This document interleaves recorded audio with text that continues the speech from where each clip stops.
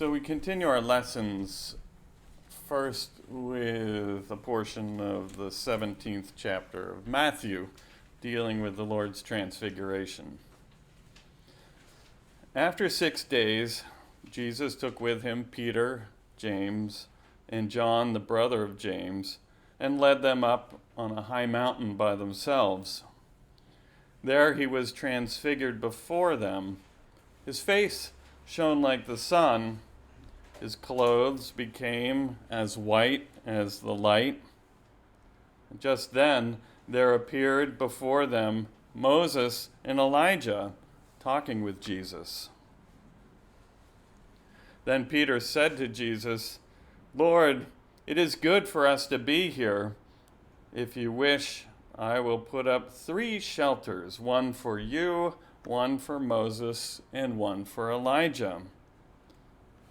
While he was still speaking, a bright cloud covered them, and a voice from the cloud said, "This is my Son, whom I love. With him I am well pleased. Listen to him." When the disciples heard this, they fell face down to the ground, terrified. But Jesus came and touched them and said, "Get up. Do not be afraid." And when they looked up, they saw no one except Jesus. As they were coming down the mountain, Jesus instructed them and said, "Don't tell anyone what you have seen until the Son of Man has been raised from the dead." The disciples asked him, "Why then do the teachers of the law say that Elijah must come first?" Jesus replied, "To be sure, Elijah comes and will restore all things. But I tell you, Elijah has already come, and they did not recognize him, but have done to him everything they wished. In the same way, the Son of Man is going to suffer at their hands." Then the disciples understood that he was talking to them about John the Baptist. Amen. Our final lesson comes from the book True Christianity, or the True Christian Religion, number 222. When the Lord was transfigured, he represented the Word in its glory.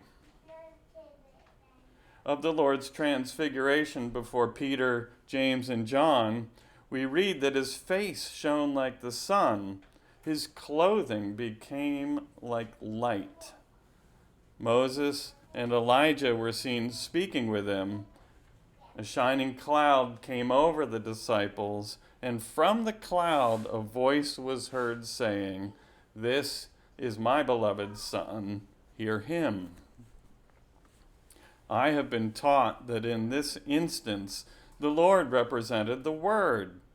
His face shining like a sun represented the divine goodness of his divine love.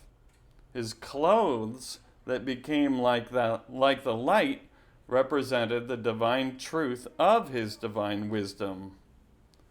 Moses and Elijah represented the historical word and the prophetic word. Moses represented the word that was written through him and the historical word in general. Elijah represented the whole prophetic word. The shining cloud that covered the disciples represented the word in its literal meaning. That is why a voice was heard coming from the cloud saying, "This is my beloved Son, hear him." All communications and answers from heaven come solely through the outermost things, like those in the word's literal meaning. For the Lord communicates in a complete way. Amen. And here end our lessons. Blessed are they who hear the word of God and keep it. Amen.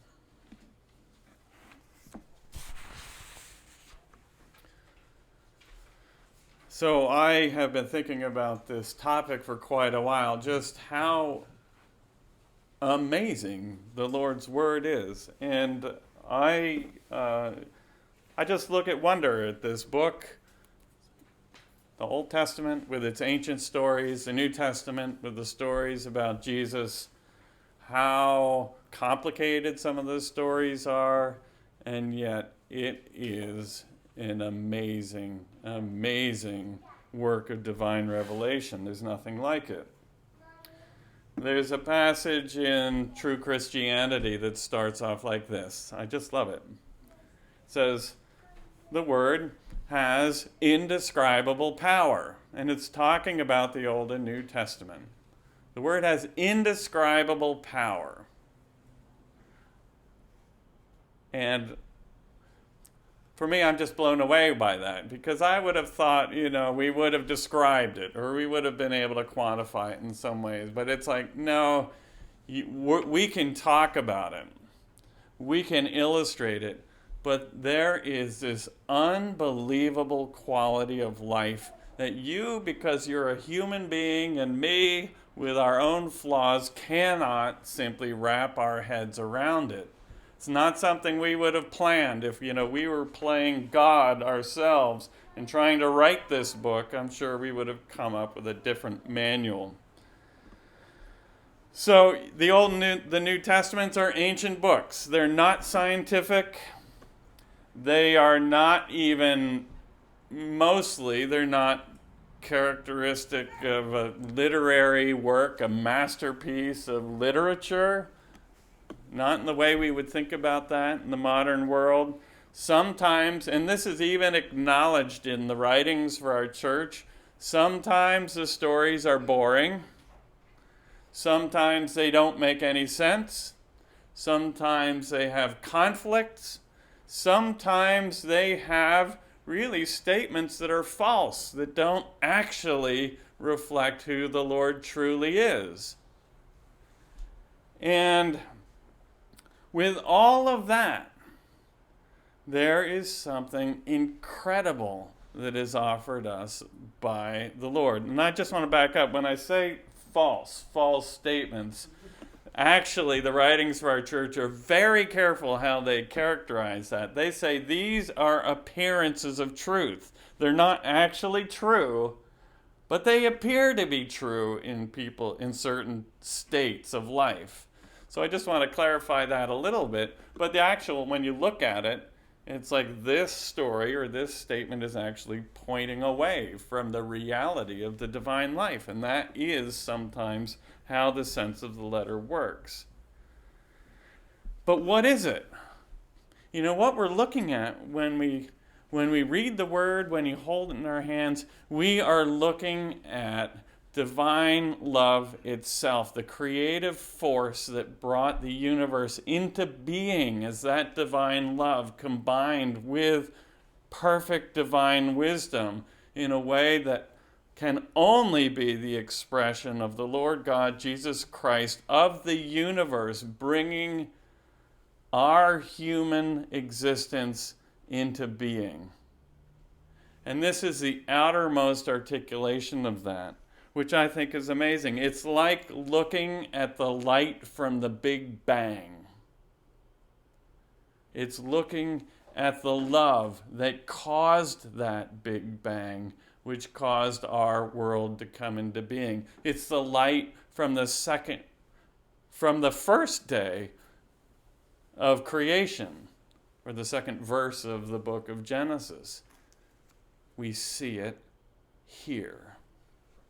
I have to just jump. I'm going to read this little characterization of the Word from True Christianity here. It says, the Word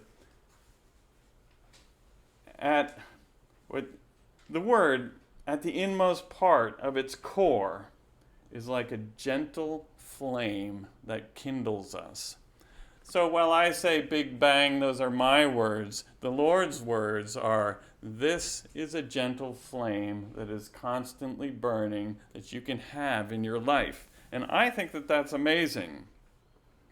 What's more, I think that this book The very fact that it has these contradictions and these apparent truths and these stories that we don't understand and these times where we read them and we're not feeling the excitement or the zeal in that external part of the story, and yet this is a perfect book representing the Lord's life, is truly amazing. It is indescribable, as Swedenborg says in that passage from True Christianity. It's truly indescribable because he took the truth and he made it available to us, but he didn't just put it in a form that was set up for the perfect human being to understand. He took it farther than that. He provided it in such a way so that human beings can access this truth in any state that they are in, no matter where they are in their walk of life. Think about that in our world today. Think about it because, we as ministers, we worry about where the culture is taking the human race. And we worry for all the right reasons. Because, there are some amazing articulations of modern day culture that are out there that, they leave me scratching my head. And you just sort of wonder, how do people get there? And how can they navigate out of a box that they might put themselves in through poor choices encouraged by the culture of our day? The Lord's Word is perfectly configured. It's perfectly configured so it can meet their states. And that is amazing. That's the beauty of it. There is a message there for any human being in any state of mind that they could ever manufacture themselves, that can lift them up and lead them forward and help them hear and discover not just the divine life, but the truths that will help them navigate out from where they are. That is a miracle. It's a miracle. And that's what I love about the external sense of the letter that we think of as the Old and the New Testaments. And for me, it's a relief, because if I start feeling, the fears that are a little bit characterized in Jesus' words that we read with the kids, I can remember that the Lord has a message for people. He has a message for everybody. He can reach people in ways that you and I can't reach them. He can reach them with the gentle flame that lives within the clothing of the truths as they're set up exactly in these stories, so that he can lead them out without them feeling overwhelmed by shame, without them feeling so broken that they couldn't even consider responding to divine love. He has set it all up so that people can see what's there and they can respond. That is just, it's pure miracle stuff for me, and it's just simply amazing. I want to talk a little bit about where the power of this book comes from.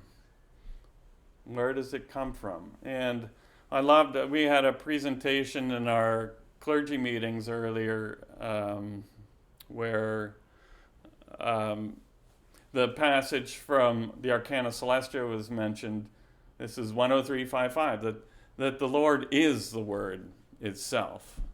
The Lord is the Word itself. So I almost think of it like this, that you see divine humanity encompassed in this book, and you actually see it in the pages of this book when you realize that every story reflects his divine humanity. You see it in a better and more complete way than if the Lord was just standing here on the chancel with us today, in the flesh, as it were. That he has, because he has fulfilled all things in the scriptures, he's able to reach us in actually a step farther in a more complete way than it would be just if he was standing there. Maybe that's a little bit of a heresy on my part, but it's something to think about, that he is there because he became the Word through his life on earth and lived into those stories such that he is there with that flame, with that power, ready to lift us up and heal us in ways that there's no other instrument available on this planet that could meet us and provide that leadership and guidance in the same way. So John said in the very beginning of the Gospel of John, or the Lord said, "In the beginning was the Word was with God, and God was the Word. All things were made by him, and without him was anything made that was made. And the Word became flesh and dwelt among us." So the power of the Word resides within the Word, because the Lord is present with all of his divine and healing love that is perfectly married to his divine wisdom, which is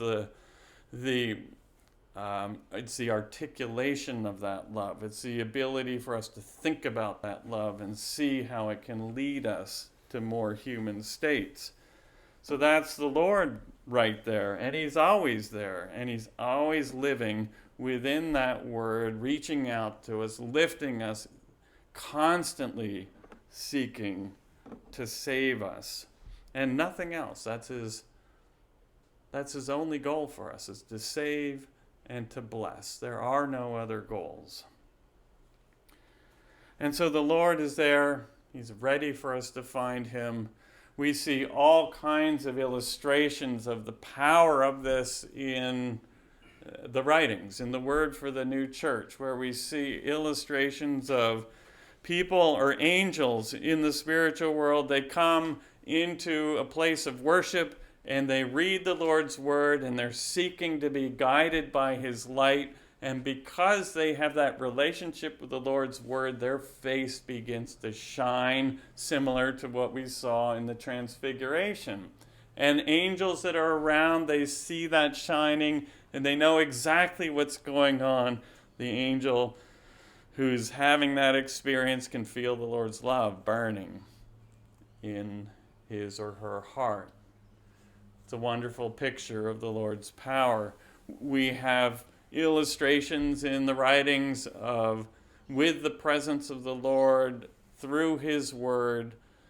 There are incredible stories of how spirits and angels have been able to hold off hell and ward off the power of hell, even when it's so attacking with all of its power, because the Lord is so present there with his divinity.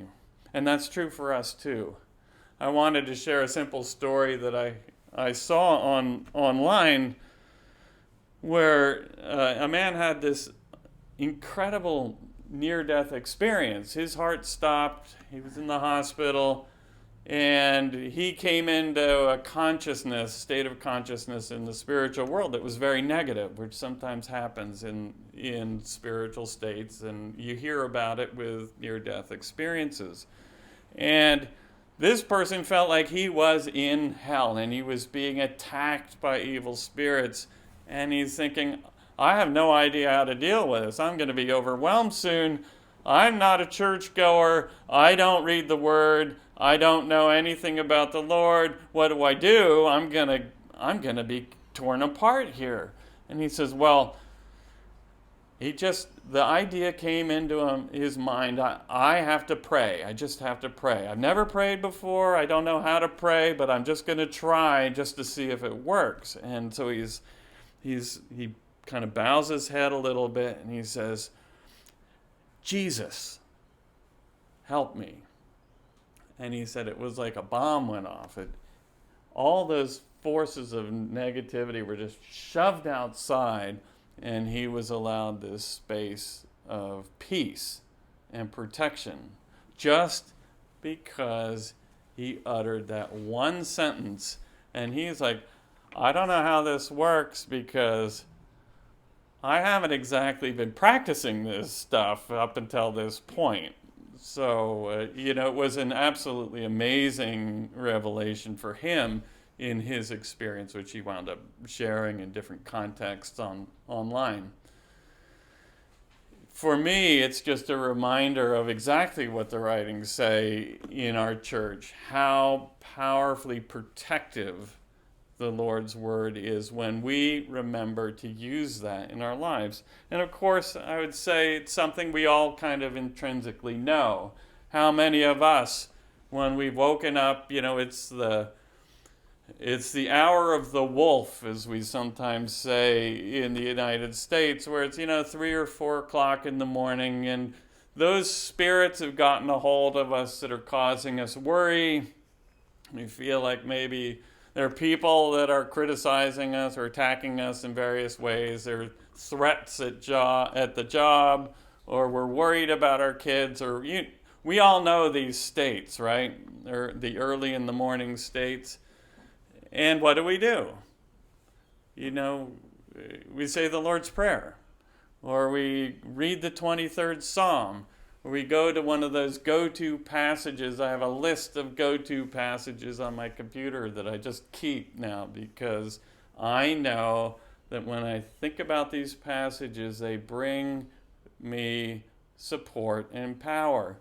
And I know for me anyway, it's not just, okay, I'll rattle through the Lord's Prayer and all will be well.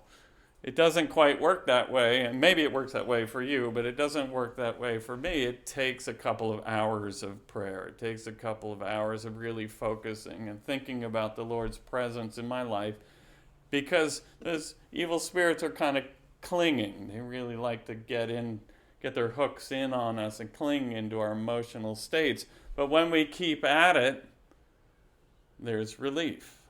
It starts to come, and you start to feel that warmth, that respite, and that help. And I'm amazed at how many passages there are that bring peace to a person's life in different ways. And I could read them now, and you would feel in your heart, you would be, yeah, I love that passage. And you feel that warmth. And that love is not from me. That love is that gentle flame from the Lord himself, lifting you up, helping you connect with that which is truly alive in the universe. So the Lord's power is manifest in these stories, manifest so completely that the writings of our church say it's in every jot, every little curve of the Hebrew, every dot that's in that text is something of the divine that is at work and that is present for every one of us, which is an amazing thing to think about. And yet there he is. And I want to just reflect that it's not just the Lord. I mean, it is just the Lord, but there's this additional dimension that's built into the Word that as we read these stories, we connect with different groups of angels in heaven. And you read a psalm, and it's tied in specifically because of the affections that are expressed in that psalm. It's tied in specifically with different communities of angels in different areas that are living actively in heaven. And when we read those stories, they're not just getting tickled by something from down below, but they are engaging in a relationship. It's a subconscious relationship, but it's still a relationship that offers us power in our lives. As a pastor and doing baptisms, I love, as I'm counseling, for example, with parents that are doing an infant baptism, Jesus went through that baptism process himself. And there's that connection that we have because we're going through the same activity that the Lord not only commanded, but that he engaged in. And it's like there's this divine memory that's activated with that sets up a parallel communication that leads to support in making wise and helpful spiritual decisions that ultimately encourage us to take the steps that we need to take toward heaven. That's the Lord at work. But those angels then are also engaged and present with us in our lives through the relationship that we have with the Lord and His Word. And I just want to take a moment and point out who those angels are. Because we're not, I think in general, we're not talking about anonymous groups out there that maybe lived tens of thousands of years ago. But I think for the most part, the strongest connections in our lives are with the people that we have known in our lives that have transitioned into the other world before us. Those people who we love, those people who we think, yes, I want to set up shop next to you when I get to the other side. I want to have you in my community, and can we have this relationship? And something of that relationship is articulated now through our engagement with the Old and the New Testaments of the Lord's Word. And so those people who we have known and loved in life are, again, it's subconscious, but they are actively present around us while we are turning for help in our lives, even though we're still here, and we're functioning as if we're out without them, and yet this is one of the key ways that they are there with us in our lives. The Word has indescribable power. It is here for our life, not just our life in the world, but it is here for our eternal life. So, how do we cultivate this? How do we cultivate a deeper awareness of the Lord's presence? And I'm sure you, like me, I will read the Word, and it's not always that I feel like the Lord is right there by my side when I'm opening up these passages. There are times where I'm moved, deeply moved, feeling like He's there. And there are other times when I'm reading and I'm trying to focus and trying not to think about other things, just like you. And I trust that in those times, there's still something going on. I think of it like in the creation story, it's like the Lord moving under the surface of the waters in my spiritual life. I'm not seeing it, maybe I'm not feeling it, but while I'm doing this practice, the Lord is moving and He's helping me more and more open my eyes so that I can see Him. I love the characterization in the writings about the doctrine of divine truth, the truths that are obvious and clearly representative of the Lord and His ways, like the Ten Commandments, like the two great commandments, for example, are just clear, open articulations of what truth is. And those truths are like seeing the Lord's face and His hands. There's the Lord Himself. It's undeniably true. And yet, as we study and read, there are other areas of the Lord's physical appearance that are clothed. And yet, as we engage with Him more and more, I think we see more clearly His divine shape and how He is reaching out and ready to lead us and ready to love us. And so we have the teaching in true Christian religion about what enlightenment is. Enlightenment is that relationship in light where the Lord is reaching out through us and teaching us and showing us the way, helping us move forward, helping us find that healing. We read enlightenment. Well, enlightenment comes from the Lord alone. It's a gift. It comes from the Lord alone, and it affects people who love truths. Why? Who love truths because they are true, and who make them useful in their lives. And I love how carefully that's articulated there.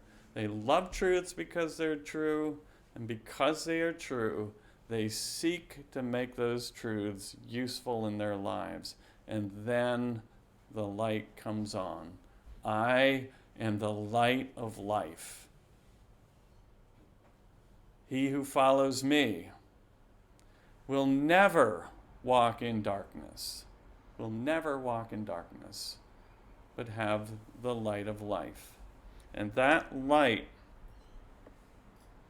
is this incredible light that comes from His divine, all-merciful love, where His only wish for all of His children is to bless, not just today or tomorrow, but to find a way of blessing each of us to eternity. And so the Lord has gifted us with an incredible manuscript where, the word manuscript doesn't even cover it.